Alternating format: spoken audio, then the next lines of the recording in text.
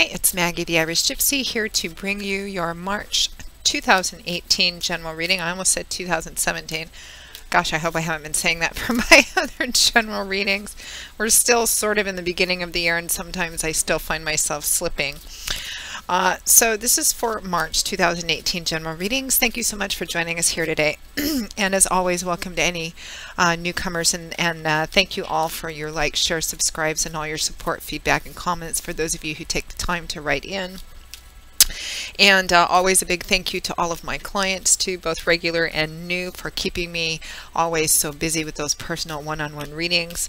And if any of you are interested in a personal one-on-one reading, you can go to my YouTube channel's homepage, click on the About button for more information and my contact details, which you will also find attached to the description bar of all the videos that I post.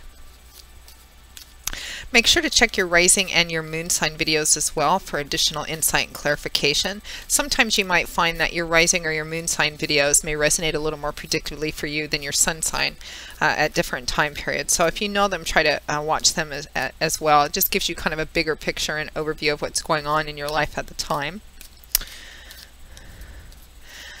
Just a point of information for those of you seeking personal one-on-one readings. Turnaround time is usually pretty fast, as I do readings full-time 5 to 6 days a week. It is what I do. So feel free to contact me through email. My contact information is attached to my YouTube channel. You can email me directly at maggie1mcguire@gmail.com. I'd be delighted to work with you. Turnaround time is anywhere from a few days, if I get cancellations or reschedules, which I sometimes do, or upwards of 2 weeks, but almost always within a 2-week period of time, we can set up a reading for you live or recorded. If you're just looking for a quick answer to some quick questions, just a really short little read, maybe you have a decision you need to make on the fly, you can connect with me more immediately on the smartphone app Instantgo, which is a really cool smartphone app that allows you to get in contact with me more quickly if you have a quick question or two.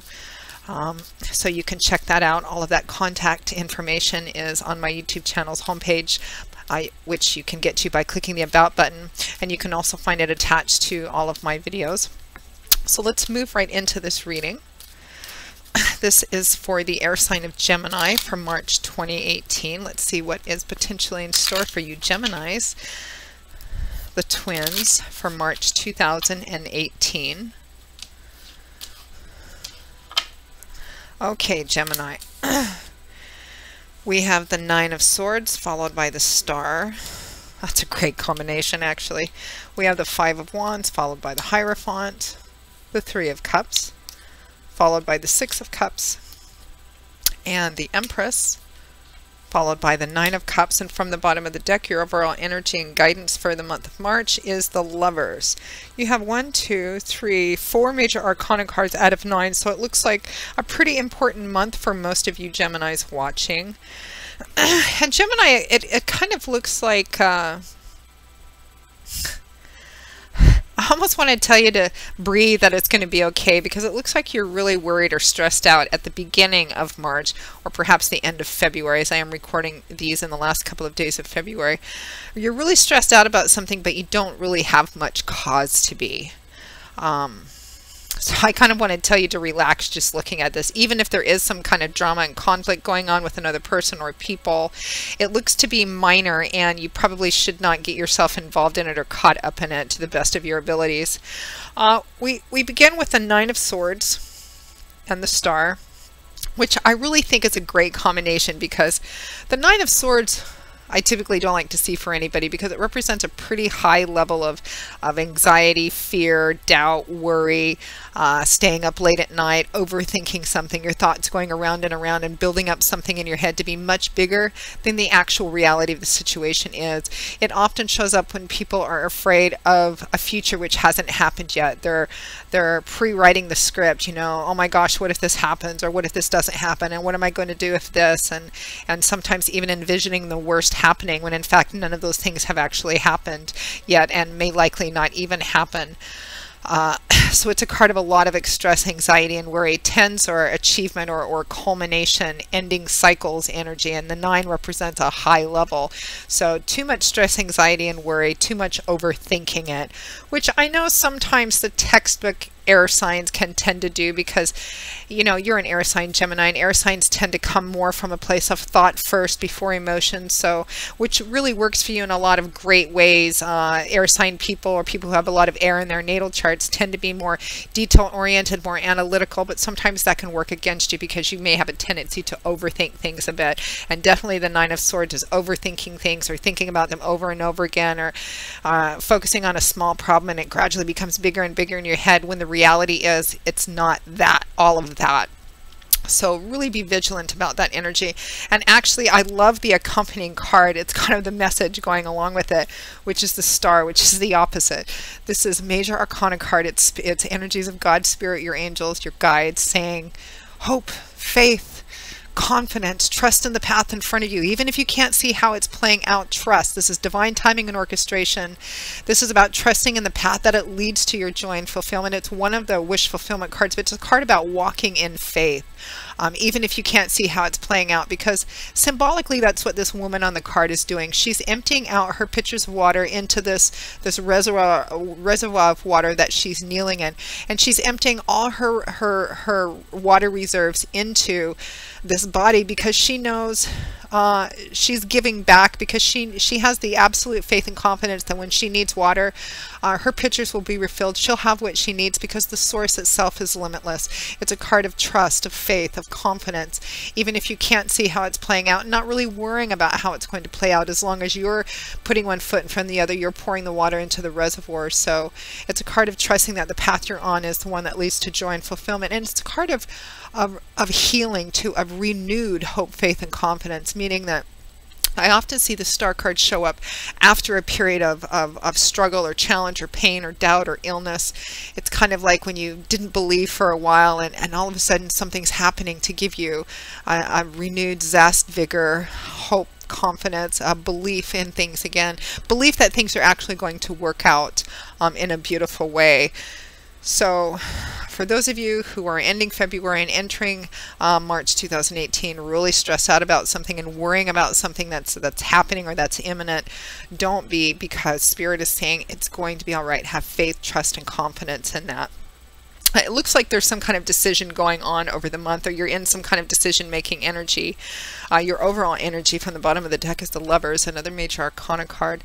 The Lovers can represent a karmic soulmate relationship, very passionate, kinetic relationship, often a love and romance relationship, and one that's very, again, passionate. There's a lot of enthusiasm, desire, passion, soulmate energy as well. It can also often represent making a choice or a decision, a really important, significant choice or decision. And it can represent needing to make a decision or making a decision about this relationship, or about a primary relationship in your life. Or the Lovers can also represent that it's a decision-making process that you and your partner are going through together. It just depends on who you are. In the early tarot decks, this was not called the Lovers, it was called the Choice. And it showed a man standing in front of 2 women, the implication being that he had to make a choice that was going to significantly affect the lives of all 3 people. It doesn't necessarily, or even often, have to mean, you know, a choice between 2 people, although it can be.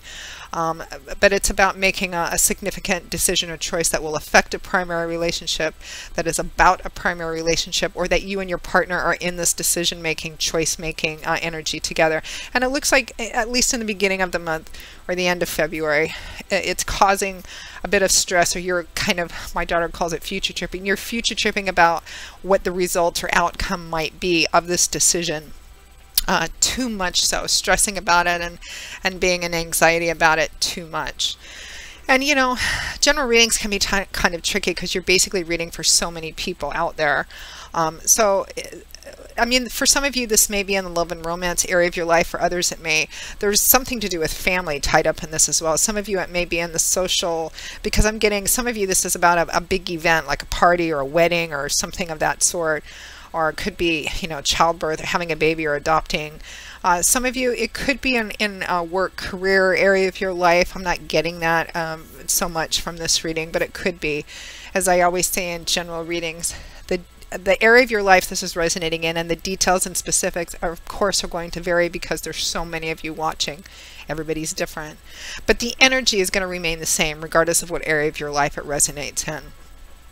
There's a choice, a decision, maybe about a relationship. It may be with your partner you're trying to decide or choose on doing something or how to do something. Maybe it's to tell family or friends about something. Some of you, it may be, you know, making a decision that's going to affect a primary relationship. And there's a lot of stress, anxiety, and doubt about it. Maybe some conflict and drama too, but on the petty kind of level. Because next we have the Five of Wands and the Hierophant. So the Five of Wands is a card about conflict. It can represent internal conflict or external conflict with a person or other people, or a combination of those things. It's not serious conflict or drama. You can see in this card that these men are sparring. Their weapons are practice weapons. They're not like really out to kill each other or out for blood. But in terms of conflict, especially with another person or a group of people, it's not hugely important conflict. And so that's something that you need to remember if you feel caught up in it, or you're tempted to get yourself caught up in it, because this can represent petty squabbles, fighting over the same old thing over and over again, nobody winning, nobody losing, but no clear resolution either, and no kind of path out of it. So circular arguments, etc. Not important in the big scheme of things. Now it's clarified and accompanied by the Hierophant, Major Arcana card. This is a card about kind of going with the flow. It's about convention, tradition, walking the prescribed path, doing the next expected thing, culture, tradition. It can represent organized religions, large corporations or businesses, you know, things that carry with it the weight of history and establishment, and everybody's been doing it this way for a long time. In relationships, it can represent, you know, walking the traditional path, you know, dating, meeting the parents, getting engaged, getting married, buying a house, having a child, you know, all these conventional steps that everybody that conventional society and conventional groups prescribe to. It can represent it represents fundamentally taking something to a deeper level of commitment, the next step. It can represent marriage, or moving in together, culture, tradition, religion. And there's some drama or conflict around it. Now, in looking over at the rest of the cards too, it's actually, it's like there's beautiful energy, and it feels like a party or an event of some kind, or a celebration of some kind. Now, what that celebration, now for those of you for whom that resonates, what that celebration or event or happy thing is centered on could vary. It could be about getting engaged. It could be about getting married. It could be about announcing that you're getting pregnant, or announcing that you're pregnant, or that you're having a child, or that you're going to adopt a child, or you know, about a relationship. And it could be that the drama and conflict that's going on, or that you're worried about, could be that it may be that you're afraid of telling family and friends about whatever this is, because maybe you feel like they're not going to receive it well, or there's going to be a lot of squabbling about it. It could be that you and your partner are doing something in an unconventional way, or a way that perhaps, you know, nobody else in your family has done it, or maybe they want you to do something a certain way. This could also be for those of you who are getting married or wanting to move in together. Maybe you're wanting to move in together and your family's like, but you're not married, you're supposed to get married, that's the way it's done. It could be, you know, for some of you something like that. Or you're having a baby and maybe you're not married, or maybe you're just doing things out of order according to convention, belief, culture, tradition. So it could be that you're bucking the system or the established path in some way, and there's drama and conflict around that, and it's really got you stressed out. Again, the specifics and details are going to vary. It could be that that's for those of you who this Lover's card is that you and your partner are kind of going through this process together. Or it could be that maybe you're thinking about making the decision to go to another level in a relationship, or there's some conflict between you and your partner about what the next step is in the relationship. Maybe one of you is ready to move on to the next conventional step, and maybe one of you is not quite so ready to do that, and it could be causing some conflict and drama as well. And for a lot of you, I'm getting that there is some of this petty conflict and drama is, you know, it could be centered around family disapproval or something of that sort, or that's what you're afraid of. Like whatever your choice or decision is falls outside of what you feel might be approved of conventionally. And so you're trying to decide how to tell people, if to tell people, when to tell people, how to do it. And again, it could be focused about the relationship itself and not so much around family. I see it working out, not just working out, but working out beautifully. I mean, in one sense, it looks like some of you may be really worried about nothing. All right, and it's not to say that the source of your worry might not be valid. There might be some drama and conflict going on. So some of it might be valid, but it's not, it's petty conflict and drama. And getting kind of drawn into that makes us forget about the true joy of what the subject matter is. For example, if the drama and conflict is about, you know, you're getting married in an unconventional way, or you're deciding to have a baby or move in together or something, and you're not getting married, or you're doing things out of order, it can be really easy to get drawn into the conflict about how something is occurring and completely forgetting about what is the important thing here. The important thing is that maybe some of you are joining your life with somebody else, maybe some of you are having a baby or deciding to add to your family, or some of you are, you know, you're making some big important decision, and it's really about that. And so try to avoid getting caught up in petty drama and conflict, and remember what's truly important here as well. And if it's conflict within the relationship itself, about the relationship, again, focus on what's important and not get caught up in petty dramas and conflict about the path or the details or how it happens. I actually feel like for some of you, you're planning an event or something of some of you may be getting married, and there may be like, you may be getting into some petty squabbles or disputes with the family about how they want you to get married or how it's supposed to be done. And the risk is that you forget about what you're actually doing, the importance of what you're actually doing. So just kind of be vigilant about that. However this resonates in your life, the energy and the advice always remains the same, because it looks like the rest of the month, at least fully the last half of the month for the majority of you, it's beautiful energy. I feel this coming together of people, of family, of friends, connecting with that source of where you come from, maybe friends that you've had for a long time that you feel really good with, family, connecting with that history of where you come from, that foundation of where you come from in this celebratory kind of energy, because we have the Three of Cups and the Six of Cups. Celebratory energy here, sometimes called the party card. It is about being out, being social, having a good time, but with people that you feel really good with. Best friends, people who get you, you know, your friends that, you know, authentic relationships, sisterhood, brotherhood, kindred spirits, maybe family, and having a really good time and enjoying the energy that you guys have together and celebrating and sharing together.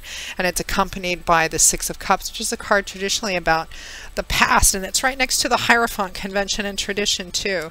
So it can be a card about the long ago past, like childhood, parents, family, roots of origin, where you come from, things which have, you know, a lot of time or history associated with them, those carefree childhood days as well. It can sometimes represent travel back to see family or where you grew up or roots of origin, that kind of feeling. So there's this lovely coming together celebratory energy around the middle of the month or towards the end of the month. Of course, some of you, because it's a general reading, the timing always varies too, but just this lovely energy. It's like whatever it is that you're stressed and anxious about, Gemini, I think some of it may be valid, maybe, and for some of you it might not be, but some of you it might be valid. There might be some petty squabbles and conflicts rather than you're just being afraid that there will be, but don't get drawn into it. Try and stay focused on really what this is about. You know, like if it's about an event, that it's not really about how you do it, it's about actually the reason for the event itself or whatever it is that's going on.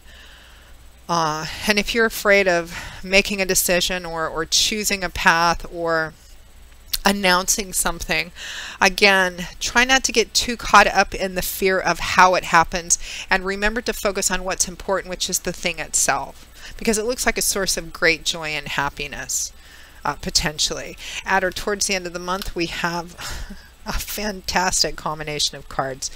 The Empress, and the Nine of Cups. You have like both the wish fulfillment cards here. You have the Nine of Cups, which is the wish fulfillment.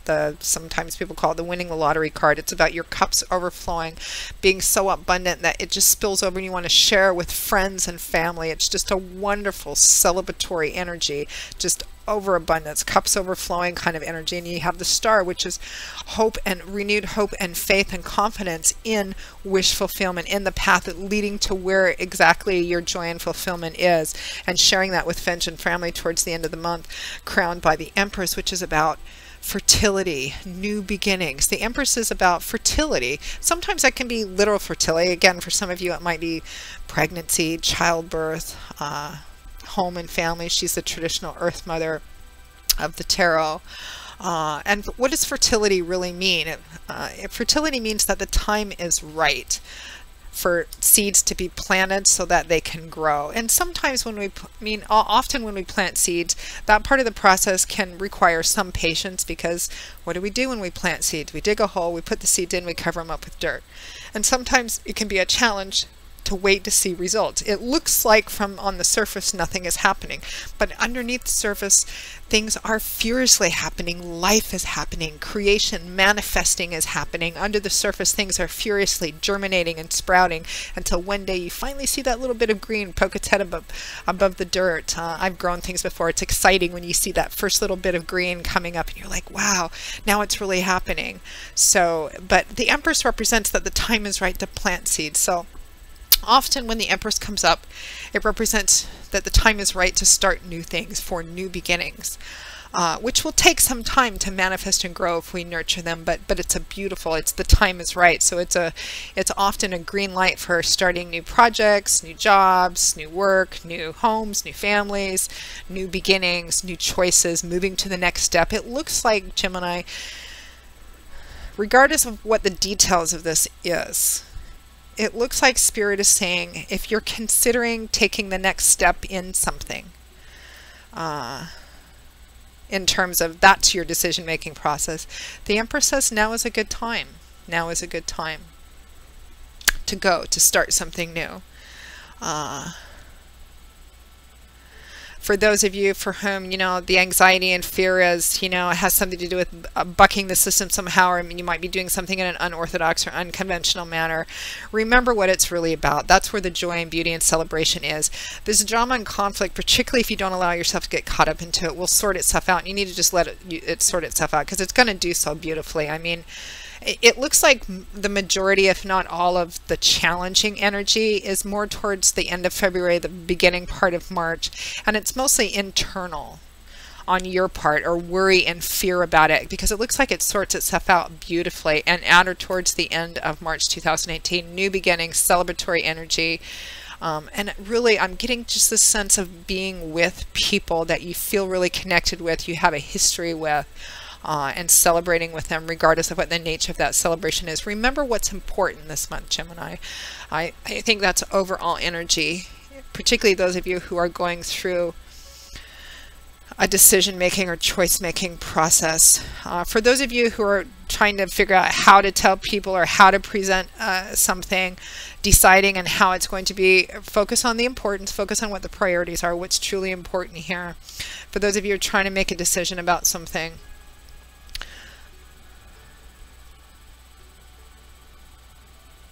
again, look at it in terms of what's important and what do you really want. What is the joy and fulfillment here? And taking the path that leads to that. Focus on what's important. And it looks like there's a strong theme of connecting with friends that you have a history with that really get you, that get it, and family as well, and celebrating, regardless of whether you're doing it in an orthodox or a traditional manner or not. Yeah. So lovely. I mean, it's lovely energy. So Gemini, that pretty much wraps up your March 2018 general reading. I hope you have enjoyed it, that you found it useful in some way. Or at the very least, I always hope that it's not confusing. Again, if any of you are interested in a more personal, tailored, just for you one-on-one reading, you can go to my YouTube channel's homepage, click on the About button for more information and my contact details. You can email me directly at Maggie1McGuire@gmail.com. I would be delighted to work with you and set up a reading with you, live or recorded, just as soon as possible, almost always within a 2-week period of time. And for those of you who just want a quick answer or two to a quick question or two, or you have a decision you need to make quickly, you can also connect with me on Instantgo, which is a smartphone app under Irish Gypsy. That link is also with my contact details. That app, it gives you a couple different options. There's a 1 question, 1 answer option, or you can open it up for a short read via text, or there's a phone option, like an audio option, and they also have a video chat option as well, so it's pretty cool.